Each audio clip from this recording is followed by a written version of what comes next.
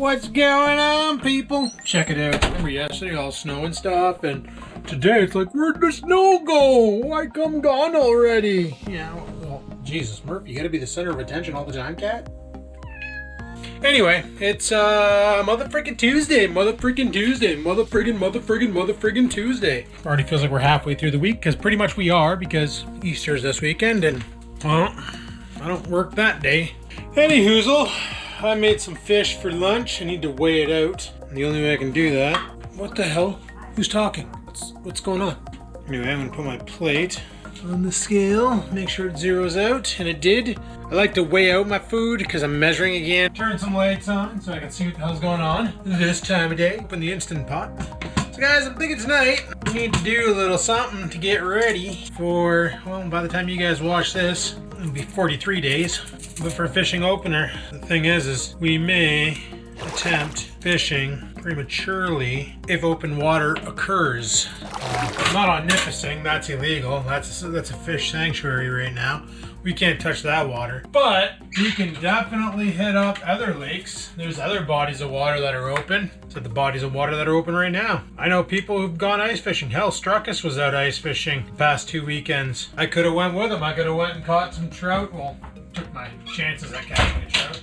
Not saying I would have or anything, but how much weight is that?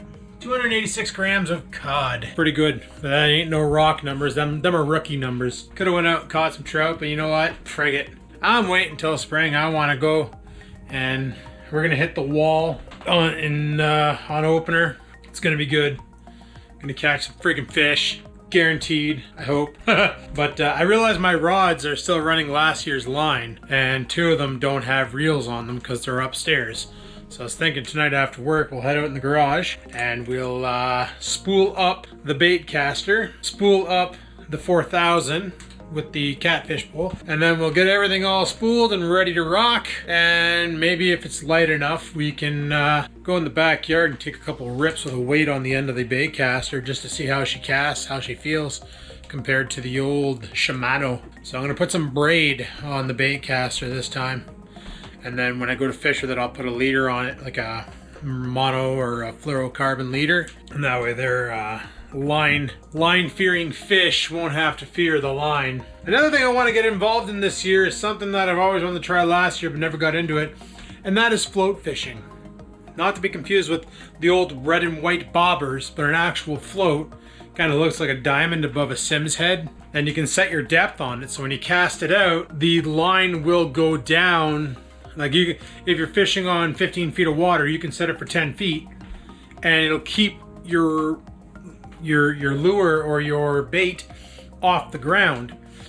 So it's 5 feet above the ground. So it's kind of like ice fishing at that point because your bait's out there, and then when the fish pulls it, you can see your bobber go down. So you know to set your hook and bring them in. I think that might be a good idea. That way there, I would lose less hooks and jigs this year. So we're gonna give some float fishing a try. Talked to a couple people. A lot of people love it for that reason. Less snags. So that's good. Anyway, I got a lot of fish to eat. I think I said 280 some odd grams. I'm gonna go drive that in my face. Talk to you in a bit. All right, guys, done work. Put all my fishing shit in here. I'm gonna go out and get those lines spooled. Oreo's as I barking his stupid face off. I don't know if he wants back inside or what the deal is, but definitely is an annoying little popple, that's for sure. Yeah, he's right there, probably eating his shit. One of these days I'll have to get out there and rake. Probably gonna be today. Nice enough for it. I don't even need to wear a shirt. Which is hilarious because it snowed yesterday and it's plus 14 friggin' C right now. So, nothing like using the GoPro to open the door. Oh man, so I decided, I should probably mention this. For my garden, where I'm gonna build it, decided that I'm not gonna use Dad's tiller because the problem is Dad's tiller, I think I mentioned it's a Sun Joe electric and it won't do a good job here. So I'm gonna be doing it all by hand. Now, I'm gonna come out from about here and scoot through and build lanes. So I'm gonna build lanes all the way through here. Now I'm gonna do it the old-fashioned way of building these lanes. I'm literally going to be ripping 2-foot holes or paths in the ground. Gonna go down a foot, wheelbarrow that dirt, and then turn over a foot of dirt underneath, and then put dirt from the second row in. You'll see when I actually do it. I don't know when I'm gonna do it, but you'll see when I actually do it. But it turns out I've owned the tool to do this, and somewhere in my array of items here, I didn't know what the heck the tool was. It kind of looked like this rake that I use for raking up Oreo shit, which, you know, reminds me. Might as well get this out here. I have no idea where the hell it went though, the tool. But it's a cultivator. It's an old cultivator tool. And last year I didn't know what the heck it was, and I just kind of fired it off somewhere, and now I can't find it. And that's what I need to do the job. You know, I got my round mouth shovel there, which is going to come in handy. I got another round mouth shovel down there. I got a tree cutter thing. Oh, there it is. There's the cultivator. Way over there. You can see it hanging up on the wall. Probably back there-ish somewhere, I think. But that there is what I need to get the soil all ready to rock. So that'll be great. That, and I could use a spade pitchfork, which would work pretty good too. So anyway, guys, today though, the big thing is getting ready for summer fishing. I wanted to go to the dollar store tonight, see if I could snag some more of those red hooks. You know what? I don't even think I need that. I can probably just use this shaft for now. So we're gonna go ahead and we're gonna hook Big Daddy here, the old Syndicate. Let's see how this thing looks on here. It probably looks just juice. So much better than that size. You guys remember when I put the 25 on here? Look at that. Like, tell me that doesn't look sick. Like, just freaking send her out and then just freaking reel her back in, eh? That's gonna be pimp. So today we're gonna be testing out this rig. So apparently you clip it on like so. Now I think I'm only gonna run, I wonder if I should run the 20 pound on here. Where's my 20 pound? Okay, give me a second here. I need to find my line and I'll be with you in a moment.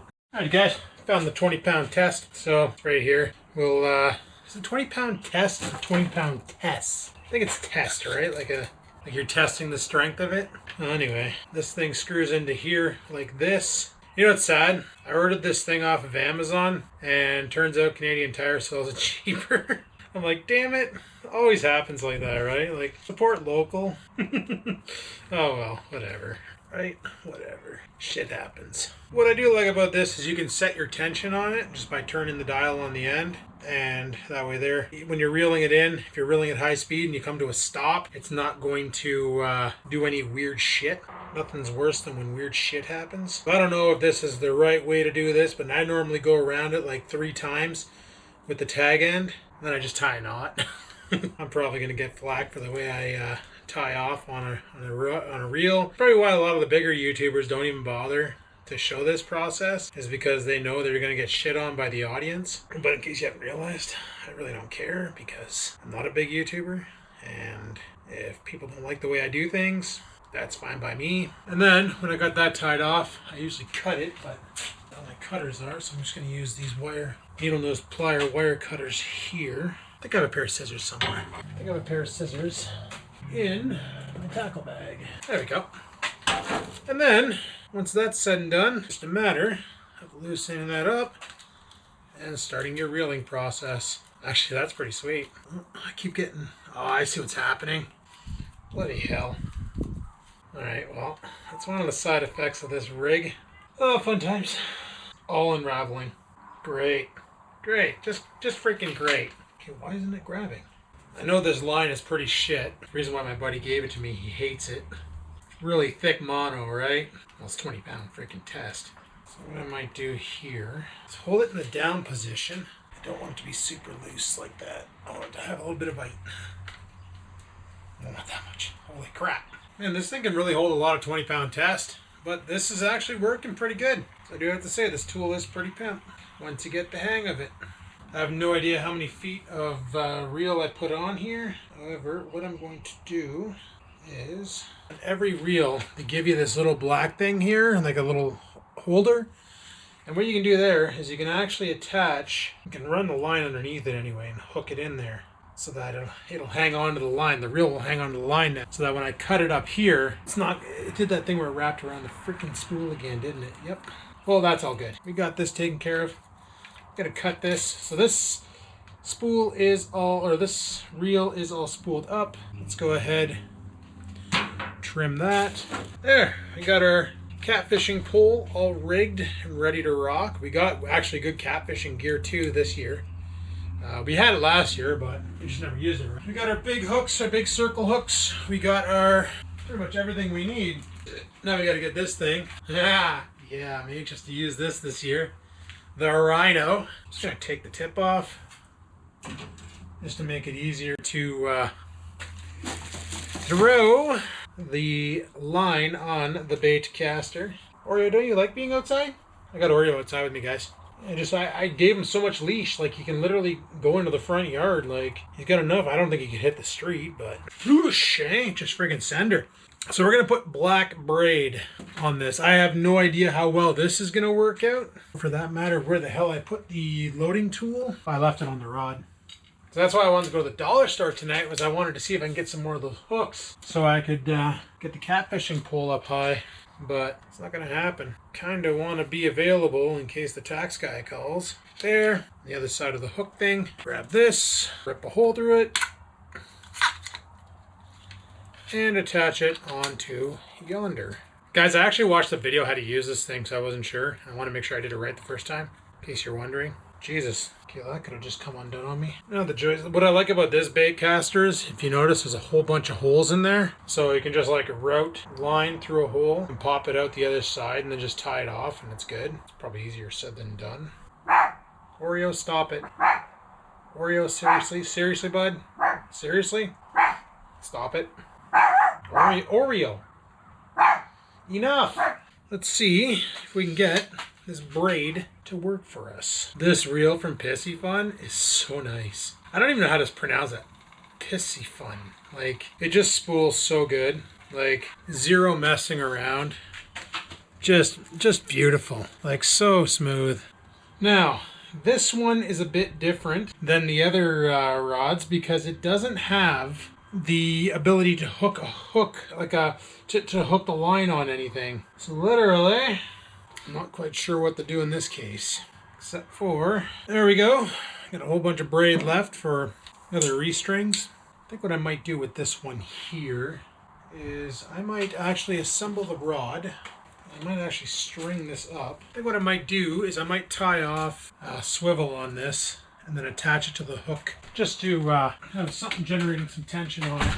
I'll put one of these things on it. One of these swivels that I got from Amazon's. Not a big one, let's put a small one on it. In worst case, I'll make some leaders and I can just attach them to the swivel. That would work, I think. I've honestly never used braid before. I see a lot of people on YouTube use braid with their bait casters. And they all say it's the best to use with a bait caster. For reasons I'm not sure. Probably because it has no memory, unlike your fluoro and your mono. Alright, so that's 10-pound braid. But 10-pound braid that looks like it's like 3-pound mono. Yeah, I'm definitely going to have to use a leader with this. I will not be able to fish just direct with this.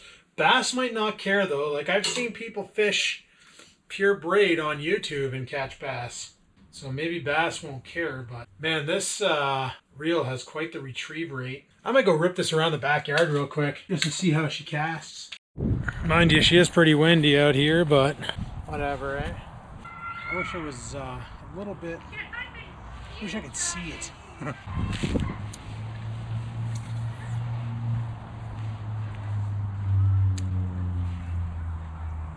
don't know where it's landing, that's the problem. I can't see it. I can see when I'm reeling it back in, but I don't know where the heck it's going.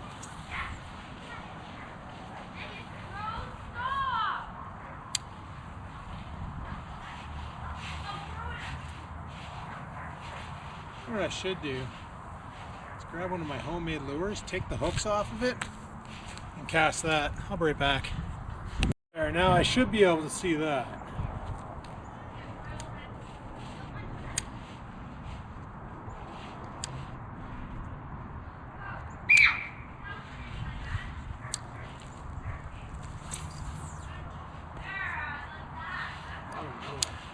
I'm only getting it a couple feet out. Try reducing the break.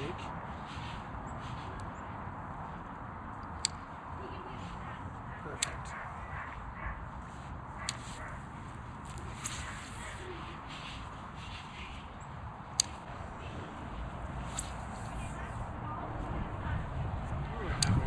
You guys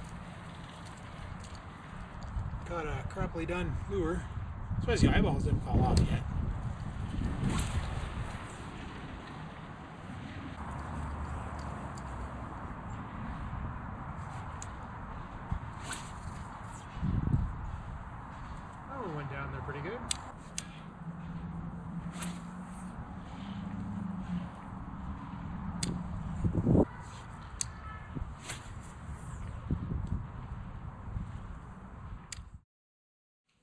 Well, guys, we're good to go. So yeah, 8.1 is that one.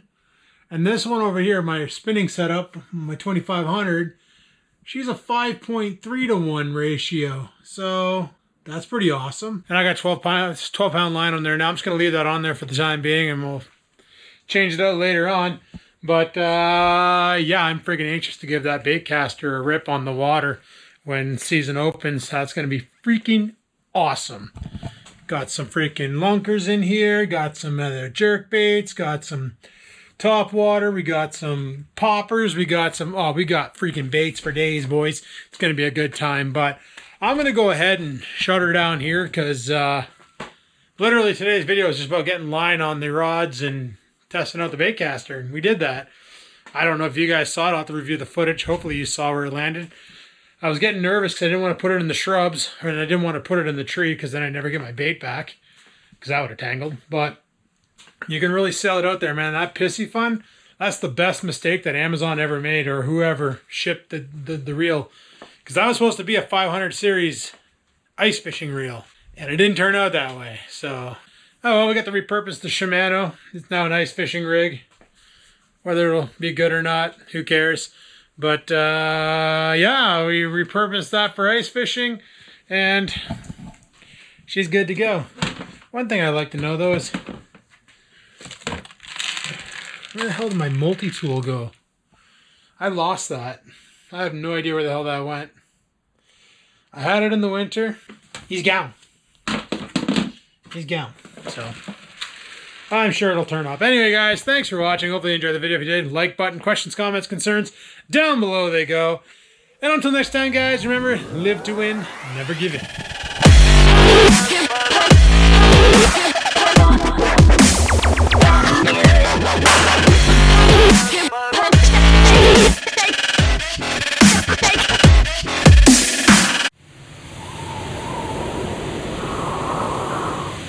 Sit, stupid, sit. Good dog.